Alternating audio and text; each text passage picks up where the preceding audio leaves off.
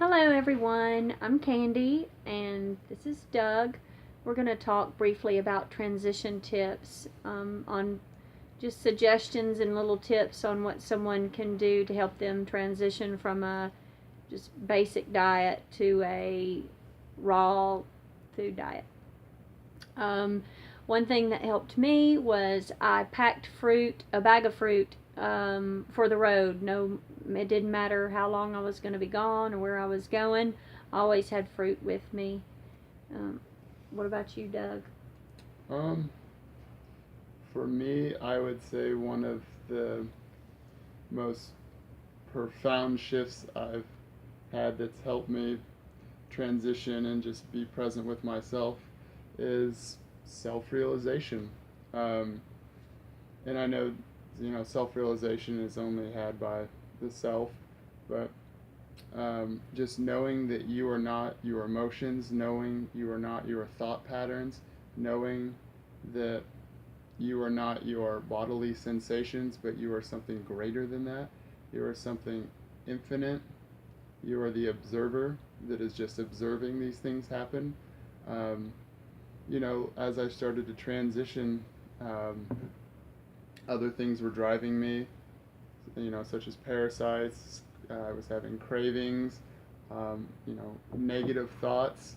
Um, but just knowing that none of that has anything to do with you, just has to do with your vessel, was extremely powerful for me. Because at times, I thought I was going crazy and just like didn't really know what to do. Um, so just know that those things that are going on aren't you. Those are just things for you to observe and to learn from. Those are experiences that we have for growth. You know, we occur karma not only in this life but past lives. And as we begin to transition and cleanse the body, we start to burn off some of that karmic residue, and this might be experienced in a quote unquote negative light because there are things that we're having to repay for. But anyways, I digress. That's kind of deep. Go ahead, Candy. What's another transition tip that you? Right. And it's about detoxification. I say transition tips from one diet to another, but the focus that I have anyway, and what we're talking about here is regenerative detoxification. So, you know, one thing that Doug taught me was about Ezekiel bread and Ezekiel tortilla wraps. This helped me transition my youngest son off of the worst grains to a much better choice. And so you can get Ezekiel tortilla wraps and you put them in the oven at about 300 degrees. Let them get really good and brown and extra crispy, and that helps with the elimination. And you can explain that. Yeah, so learned that from Arnold Ehret and his work. Basically, when you toast, bread or tortilla chip or whatever, it eliminates the majority of the mucus-forming principles and properties. You can see it or test it for yourself by, dipping just a piece of plain bread in water and then kind of feeling the slimy, viscous, gluey property. But when you toast it, say for maybe 15 minutes at 300 degrees, and then put it into water, it just dissolves and crumbles away. So that's exactly what's going on inside of your digestive tract. You have 30 plus feet, and so if we're consuming bread and just gluey substances, it's going to back up your entire highway. This basically keeps the flow of traffic going. Another transition tip that helped me tremendously was bananas, frozen bananas in particular. Is let your bananas get real ripe, lots of black spots on them. Peel them, freeze them.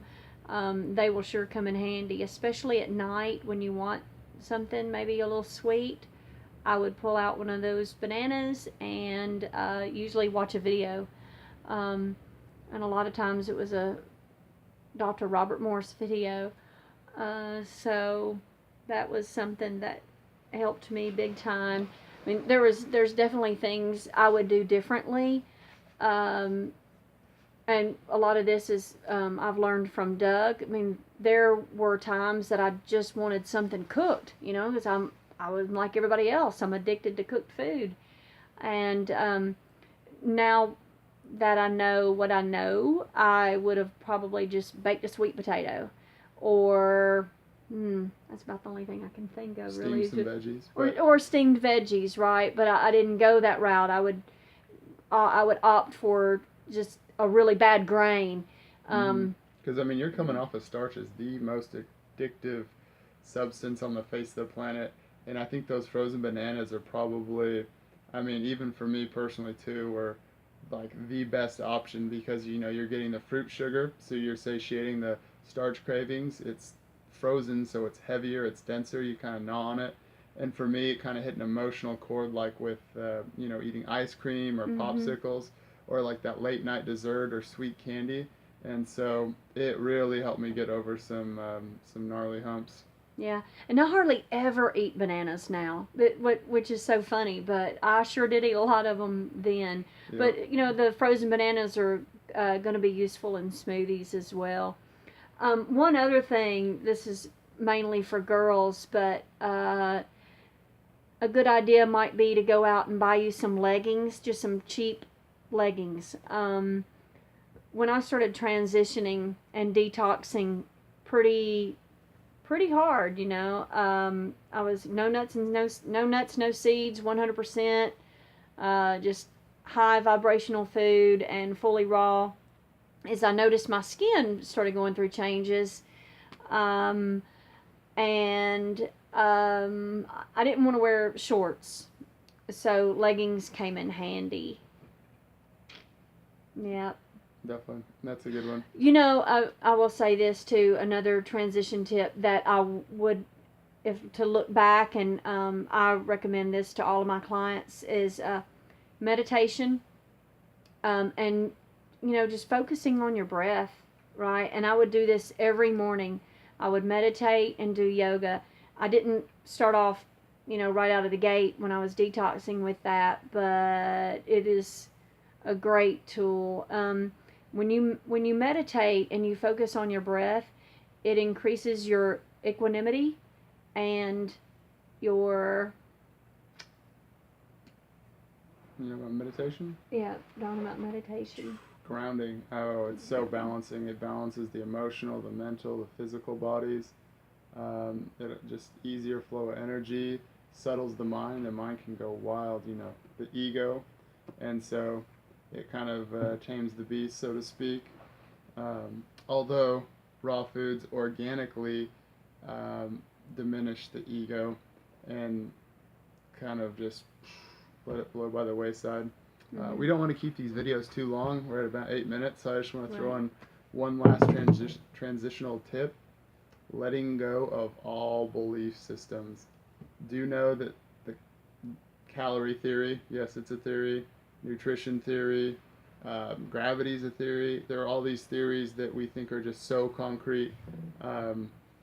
We're told that we need protein. There's like the protein theory. And what is protein anyway? I've never even seen protein. Have you seen it? Do you know what protein is? You tell me. Can you tell me how many atoms in a molecule is in protein? How many electrons per atom?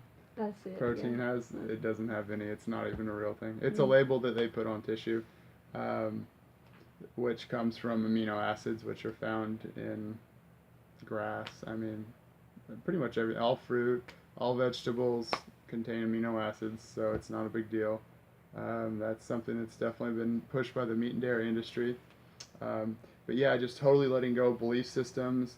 We're told, like with germ theory, or I call the evil spirit theory, because that's where it derived from, thinking that people were being invaded by evil spirits. But the germ theory says, these germs invade us and then we become sick, and it's so false. I mean, it's so backwards.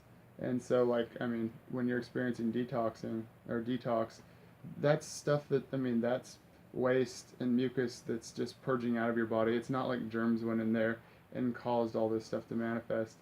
And so just totally let go of false belief systems and just open up.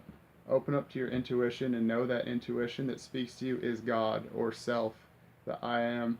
And one of the greatest things that I've done for myself is begin to listen to myself or God, whatever you want to call it, and not rely on these false belief systems that keep us in a perpetual state of fear. I mean, fat, sick, and nearly dead, whatever you want to call it. And so, those And are one my other words. thing is I would take herbs for fungus, for parasites. For sure. Yeah. I was majorly being driven by parasites, and I knew, like, there was a point in time where I started majorly eliminating like flukes, pinworms, and hookworms, and like my mental state just a major switch. My emotional state just a major switch, um, and so yeah, that's a great recommendation. Using herbs to support glands and organs while you're detoxing, because you'll hit a low point, or the weaknesses will show before you start to build back up.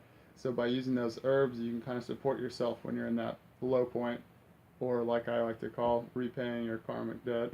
So, And I would look for a health counselor or a detoxification specialist that's familiar with detoxification, specifically regenerative detoxification. and that's real detox, not detoxing on. Not a 10-day detox. That's not what we're talking about. And we're not talking about eating, grass-fed beef, raw fruit, raw veggies, herbs. Mm-hmm.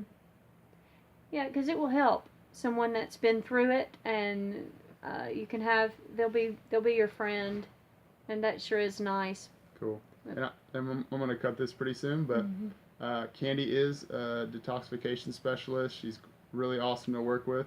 So Candy, if you want to let these beautiful souls know how they can get a hold of you, if they want to work with you, let them know. My website is cnaturalhealing.com. My email address is cnaturalsway